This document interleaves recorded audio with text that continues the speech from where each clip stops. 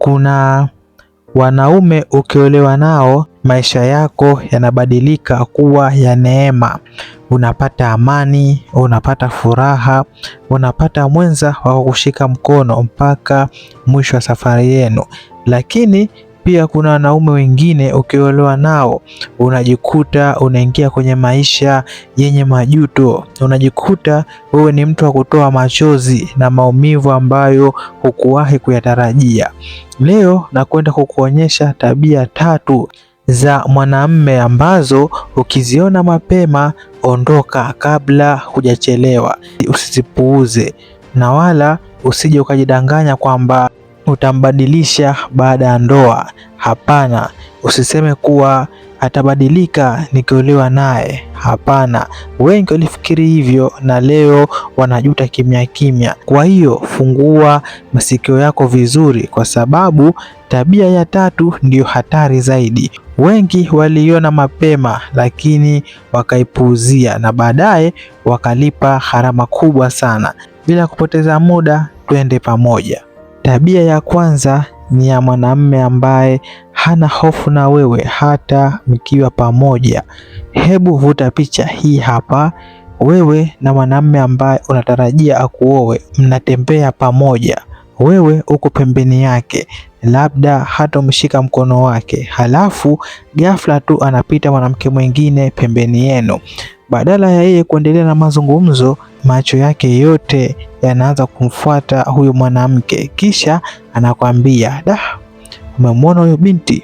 Huyo binti ni mrembo sana. Au anakwambia, cheki shepu hilo, huyo mtoto ana shepu hatari. Ukiona mwanamume ana tabia hii, jua kuwa hilo si suala la utani, ni suala la heshima, kwa sababu mwanamume anayekuheshimu hawezi kukufanya ujisikie kama unashindanishwa na wanawake wengine. Hawezi kukufanya ujisikie mdogo.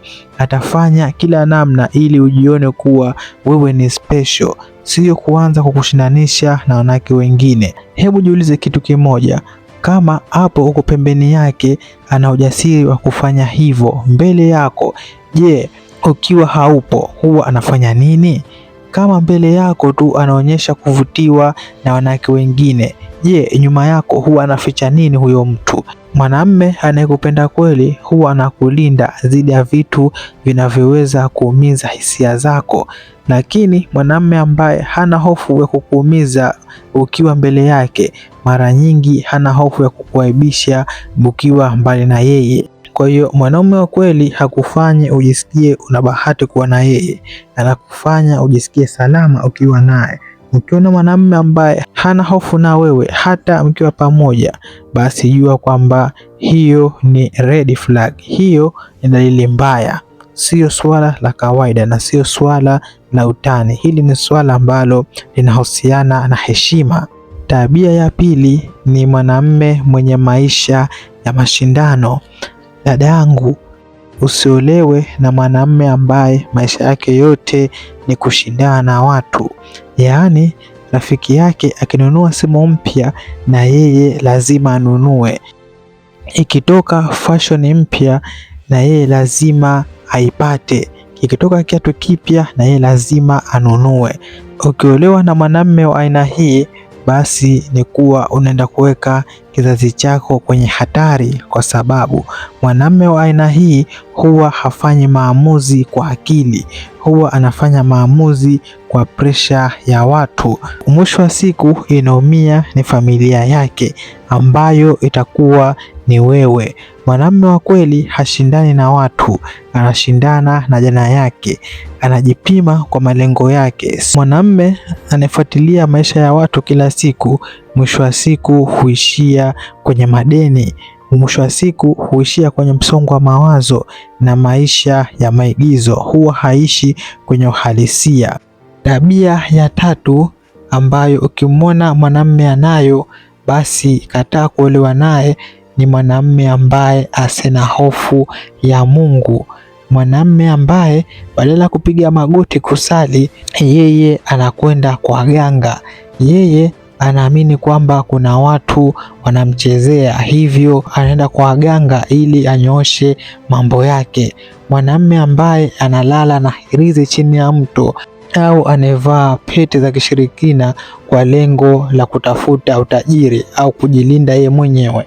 Dada yangu, ukiona mwanamume wa hivi, jua kuwa maisha yako kwake hayana thamani, kwa sababu leo hii anatafuta utajiri kwa damu za kuku na mbuzi, lakini ipo siku masharti yakikaza, huyo mganga wake atamwambia kuwa ili biashara yako iwe inatoka sana, basi mtoe mkeo kafara au mtoe mtoto wako kafara.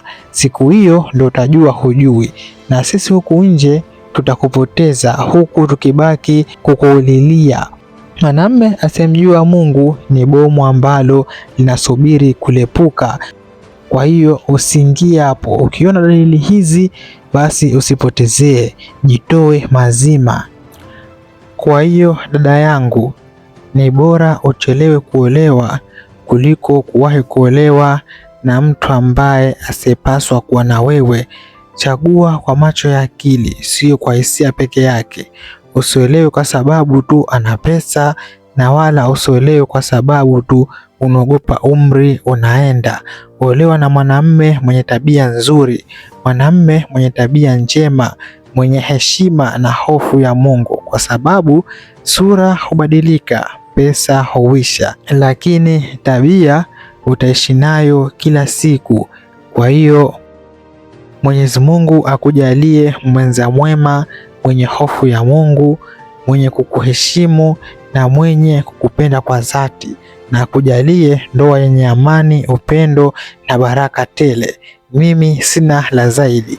Kama huja subscribe, tafadhali bonyeza alama nyekundu hapo chini iliyoandikwa subscribe, like video hii, share video hii kwa rafiki yako mmoja, na tutaonana kwenye video inayofuata. Asante sana.